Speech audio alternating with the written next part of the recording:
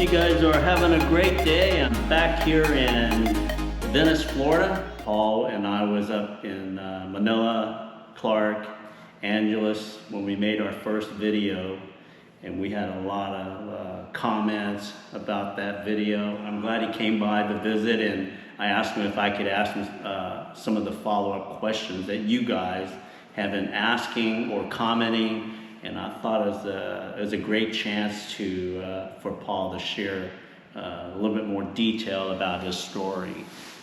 And I know that when I first met Paul, his divorce was just finalized, right? And you know, when he first met his ex-wife, he flew to Cebu, and then he went to the province. He met her family, came back, and he did that a couple of times, and then he married her. There's a lot more to the Philippines than just the province of Cebu or Cebu. Tell me what do you want to do now that your divorce is finalized? What are you looking to do when you go back to the Philippines this time? Well, this time is a little different for sure. Right. Because I've retired. Right. Pretty much. So there's no more working, so I've got a lot more free time. Right. I would like to visit different places. Right. Because I really would like to go to the Philippines to live. Right. And I'm looking forward to that, I think. Right. I don't think I'm going to be disappointed or change my mind. But at this particular point, my thoughts are going to be someday live out in the Philippines. You know, one of the comments from one of the subscribers was that, you should marry a Filipina and then bring her to the U.S. So this time around, you're going to live in the Philippines, you're going to keep her there, and hopefully things work out a little bit better. That's my intentions. There's no guarantee, but the odds are just a little bit better if you just... I've got a lot of questions, and these questions came from your comments, and I thought that it would be kind of cool that I could get Paul to answer them. One of the questions, they'd like to know a little bit about where your wife is. Is she with her new partner or husband, or what is she doing now that you guys are divorced? Well, I can't say for sure, but I know that when she met this other person, it was up in northern part of the United States, up in the Ohio, New York area. Right. And she went up there, and then like 2 days later she came back, and she didn't seem to be really happy. Right. About things probably didn't work out. I'm not sure at that point. Right. But as far as where she's at, for sure, I've never really pried into that or requested that she tell me. So I'm not real sure, but I'm almost positive she's up in that area someplace. Okay. I don't know if she is with that person or not.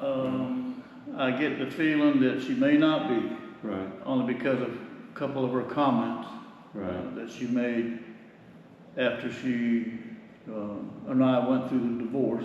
Right. So I get the feeling that it didn't work out with her new partner. Right. And she may be working, but I'm just not sure. Well, and this is the second question. Not a question, but you made a comment to me. You said that after you were divorced, she moved all of her stuff out. Was it like a month later or a couple of weeks later she asked if she could move back in with you? I mean, right? And she wanted to move back in with you? Well, it was it wasn't real long after the divorce, probably 3, maybe 4 weeks at the most. Right. She, just out of the clear blue sky, she sent me a text and said that she was a fool.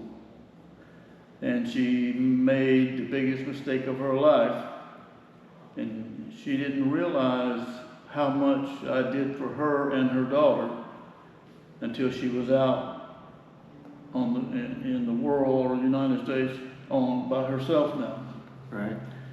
And she asked, would I consider her and her daughter coming back home? Wow. And I didn't answer her at first. Right. Because I wasn't sure what to say, or Right. yes or no. But my heart, my feelings were telling me one thing, and my thoughts were telling me something different. Yeah. So I had to figure out which one was telling me the right thing to do. Right. Right. Yeah. Yeah, I know that you still have feelings for you, but I think you're basically saying, you probably couldn't go through what you went through with her, and I know it's tough when you still have feelings for someone, but you want to move on, I guess. Yeah. Yeah, because it's it's a tough deal going through a divorce or a separation. It's always tough. So I don't know if it's the right choice. I think it's the right choice, and that's why I'm helping you try to move on, because you deserve a lot more than what happened to you, I think. So, and you're a good guy. So anyway, some people wanted to know what happened to her. You mentioned that she, tried to come back. I thought that was something that it'd be kind of cool to share with the people. Let me see here. Yeah, I'm getting teary-eyed just thinking about it. I was like, oh man. Also, during the divorce process, some people was, now these were some of the comments,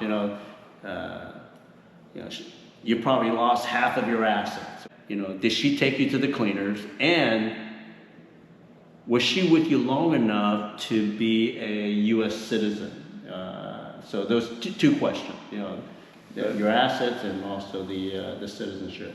Well, the first question is for taking me to the cleaners. I know that's an old saying in divorces. Right. Right. And it happens a lot. Right. We actually filed our divorce papers together. Right. I'm a little familiar with court proceedings, so I went to the courthouse. We sat down together and filled out all the paperwork that was required by the court system. Right. And we went actually the day before we went to court, we had a chance to talk for a few minutes. But she told me that some of her friends suggested that she should try to get alimony. And she told me she didn't want to. Wow. Okay. She said, I don't want to take nothing from you. And she didn't. Wow. I guess, I don't know if I'm fortunate or not, or that's just the way she was, the type of person she was. Yeah, yeah. She said she didn't want to take anything from me, and she didn't. Nothing. No, except my heart. Now, was the citizenship, was she with you long enough to become an American citizen, or does she have to go back? Because I think you guys were married for only 3-4 years, or? 4 years, yeah. Okay, was that long enough for her to become a U.S. citizen, or no? Yes, and it's kind of a little ironic in a way, but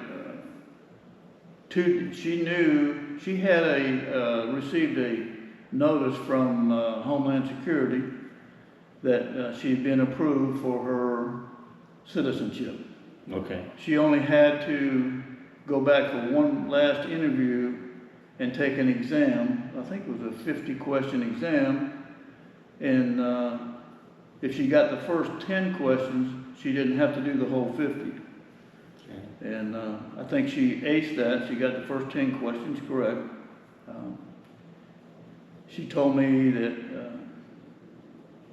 after the test was done and she got passed, that she took an oath for the U.S. citizenship and she was granted that. All right. 2 days before she told me she wanted a divorce, and she started packing her clothes. But I found out later too that I was supposed to go there to be with her with the interview, and she said she went there by herself because we were not really speaking to each other at the time. Right. So she went anyway, and she found out that all she really had to have was proof that she had permanent residence in the United States for 3 years. Wow, okay. And that's all she really needed to prove, and she had proof of that. Right. And she submitted that, and she was approved, and she was granted her citizenship. Well, that's great. Good for her, right? Yeah, good for her. And that, she worked on that very hard. Right. Spent a lot of time, a lot of paperwork, talking with her friends who had been through the process and received their citizenship. And she did well. You mentioned that on the last video about how stressful, not only for you and for your ex-wife, but it was the divorce was stressful on the daughter. Have you been able to talk to her at all? Actually, no. I've tried a couple of times to reach out to her. Right. And I had no response. And like 2 days before her mom left, I think I mentioned this to you, that she came out of her bedroom crying and went to her mom and hugged her mom. And I asked her about that, my wife. Right. What's wrong? And she told me that she didn't want to go. Right. That she loved her dad.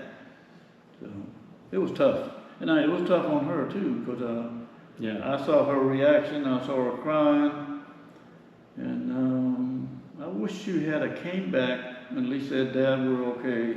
Yeah. Or something like that. Well, that was just a question, and I thought it would be a good question to ask you, so you really haven't had a chance to talk to her, but hopefully she's doing well. You know? Yes. Yeah. I want them both to be happy. Yeah. I really do. One of the comment that you said was that the first thing that you said to your ex-wife when you first met her, I think it was online, would you like to move to the U.S.? And then it took her about 3 months to reply. I think he saw it as a red flag was because it took her 3 months to respond. And I didn't see the question as being a red flag. I said, well, you know, you could see it that way, but both you and I saw it as a good thing, that she, you know, wasn't talking to a whole bunch of people. She was, you know, obviously she was talking to someone else. Correct. And then when she was ready to talk to you, and it took her about 3.5 months or 3.5 months to talk to you, right? Is that what the impression that you had from that whole situation there? Yes, I took it as what she said, that she only talks to one man at a time. Right. And to me, that wasn't a red flag. Right. It made me feel pretty good. Right. That she was that kind of a girl. So Yeah. I took it as a good thing. Yeah. Whoever asked that question, we saw it as a good thing.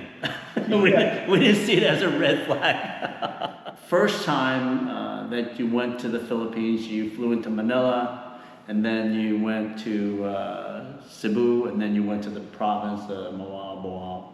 And the second time you did pretty much the same thing, right? Correct.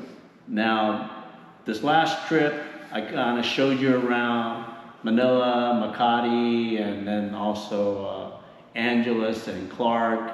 And you got on the bus and you rode some jeepneys. And so, what was your impression of the Philippines the second time around?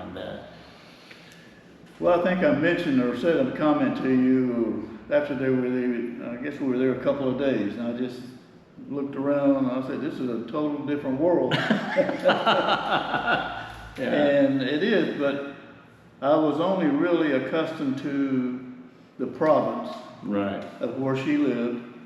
And she lived with her mom, her brother, her daughter, and grandma. They all lived in that one little hut. Right. Matter of fact, she told me she was born in that little bamboo hut of her Right. grandmother's. Wow. That's where she was born. Right. And her mother, her aunt, helped deliver her right there in that little hut. Wow. Yeah. I know that you watch other bloggers. You mentioned to me. I mean, we talk about other bloggers, and now you also have your friend Darren, our friend Darren, and Peter, and we're giving you advice. And you just mentioned to me that you don't really read a lot of the comment. Well, there's a lot of people on the video that we just made that are trying to give you advice. So with all the advices that we're giving you, and then next month we're going to go to Dumaguete, Cebu, Bohol, Siquijor. What are you expecting to find there when we get there? Well, as far as you mentioned a minute ago about people giving advice, don't stop giving advice. Okay. It'll never be ignored. It's appreciated, but I kind of made a mistake by what I did. Right. By bringing her here. Right. It wasn't, like you said, was it her fault? Yeah. Was it my fault, or was it the whole system's fault? I consider it really my fault because I didn't know some of the things that could happen. Right. Right. And I realized that probably we might still be together if I would have stayed in the Philippines. But I took her out of her environment. Right. And where she lived right there on the top of that mountain. And they were a poor family. They're Right. still a poor family.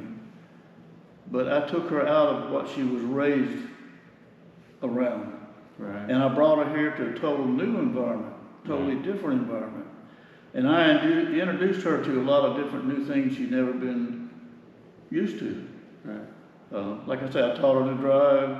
She got a license, I got her a car.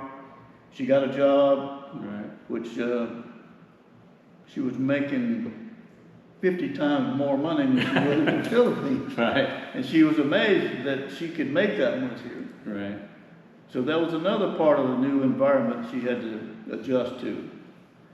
And then, like you said in one of your videos, you know, a young, beautiful Filipino girl like that, she's going to be approached many times. Yeah, and you mentioned that the first year. And it happened, for the first year, she told me about 4 different incidents where Right. different men tried to want to be with her. Right. But I really contributed our divorce to me bringing her out of her environment. And I'm not trying to say anything to anyone else that might want to do that, another man or a woman considering that. But because I don't think the age for the first 4 years or 5 years or our whole relationship, I don't think our age was a problem. Right. Our difference in age, I mean. Right. I think it was the environment that I took her out of and the environment that I put her into. That's what really caused the problem. So, but I'm not saying that someone my age should not bring a young Filipino girl here. Right. Everyone's got their own life to live, their own circumstances, but I would say it would not be a good thing. Yeah. Well, so this time you're not going to do that, right? No. But as far as what I witnessed, our last trip there, Right. like I say, it's a different world, but I don't think I want to live in the big cities. Yeah. Yeah. I would like the small city or even the province life. Right. It all depends on if I meet someone new, what their desires are too. Right. But I'm looking forward to living in there. Okay. You guys may not know is that when we went on our trip to Manila, he had met a girl that was in her 40s, and I'm not sure it's going to work out or not. But you're not looking for a 23-year-old or how old your wife was at the time. You're allowing yourself to just meet whoever is going to meet your standards, I guess. Yeah, that's correct. And I'm not really concentrating as far as meeting a young, beautiful Filipino again. I agree with what you just said. I'm looking for compatibility. Yeah. And it's a little tough, I think, for a couple when the man is so much older than the young girl, Right. she hasn't experienced all the younger days of life, Yeah. and the older guy has, and it's better for me, I think, and I think I'll be a lot more happy, and I'll make her happier if our ages are a little closer together. Yeah. And I think we just mentioned, you were talking to another girl online, communication, right? That's a big thing. I mean, in the Philippines, they could speak English, but sometimes what you say and what she says are two different things. And you brought that up. You know, you mentioned one thing and she mentioned another, and even though you're both saying the same words, but you're thinking that she's thinking of something else, and that's where that communication has to be better. I think next to attraction, because that's the first thing that you see. You know, you see a girl, you're attracted to her. Okay, you want to get together. I think the second most important part of that relationship will be communication. Can she understand you, and can you understand her? Even though they speak English, sometimes it's just, you're going to see this confusion when you say something, and she's going to act like she knows exactly what you're saying, but she's doing something completely different. Or she's saying something to you, you're doing something, now she's wondering, no, why are you doing this? Because, well, that communication, right, I think is very important. Yes, it is. That's very important. Friendship is very important, but as far as the communication, I have found out that a couple of times when like you said, when I said something, I meant one thing and she received it in her mind as something different. Yeah, yeah. For example, I sent a little message earlier today to a young lady I've been talking with, and I haven't talked to her for about 12 hours or so. Right.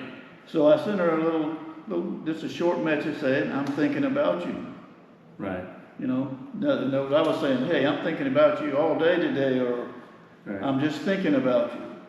And she came back and she asked me, well, what are you thinking about me? Yeah. So that was a miscommunication. Something very simple. Yep. Something very simple. She didn't understand exactly what I said when I was thinking about you. Right. And I didn't understand when she came back to me and said, well, what do you think about me? Like, do you think I'm a bad person or something like that? Yeah. So she didn't understand me, and now I didn't understand her. I think I shared the story with you where I was in the province with one of my girlfriends about 15 years ago, and I mentioned something like, man, I sure wish I had a scooter. And I came back to the U.S. and I was going back, and then she sent me a message. She goes, I bought you a brand new scooter. Oh, right. I said, what? I said, you said you wanted a new scooter. And I said, no, I thought that it would be nice to have a scooter instead of riding in these tricycles or trikes. And I didn't literally mean that I wanted to buy one. She goes, well, I bought one. And she's showing the video of the motorcycle. And I said, well, it's a clutch. I don't even know how to drive a clutch. She goes, well, I'll teach you. I said, well, we only went and visited your parents. We live in Manila. And she goes, well, when we go to the mountains or the province, you could drive the scooter. We'll teach you. I said, I am not going to pay for a motorcycle that I'm not going to be riding around all the time. So miscommunication. Yeah. And I said, you take that thing right back. I'm not paying for it. So yeah, just simple phrases and words, and they'll take you literally. And I think it's important that communication is one of the top ones after attraction. I agree. Yeah, right. You got to be friends. Right. You got to be open and honest, and you got to communicate with your partner. That's very important. They got to trust you, and a lot of comments, right? Don't trust the Filipinas. But you have to trust her if you're going to really want to be with her. Yeah. Right. But if you guys are not friends and communicate and be open and honest with each other, it's Not going to work. It's the beginning of the end. Right. I know that you're much more cautious now. This time around, what are you looking for in the Filipina? I guess I'm looking for maybe a little more stable person, Right. and probably, well, most likely a little older person for sure. Right. Closer to my age. Right. If she has a child or even two children, that would not be a deal breaker. Right. Right. I have no problem with a lady that has a child. And I just went through an experience with a wife that had a daughter, and it ended up being a great experience. Right. Right. Never had a daughter before, two sons. I miss the daughter a lot. Yeah. But we'll both be okay. Yeah, her daughter will be okay because she's with a loving family. Right. Right. Grandma, mom, great grandma, uncles, her brother. So once she gets back to the Philippines, she'll be okay. Yeah. Yeah. All right, Paul. I'm looking forward to our next trip. And you sold your house. When are you going to close on your house again? On November the 7th. Look. Okay. So once you close, and then 10 days later, we're going to be heading towards the Philippines. I'm ready. Okay. All right. All right. We'll see you later. Thank Okay, you. thank you.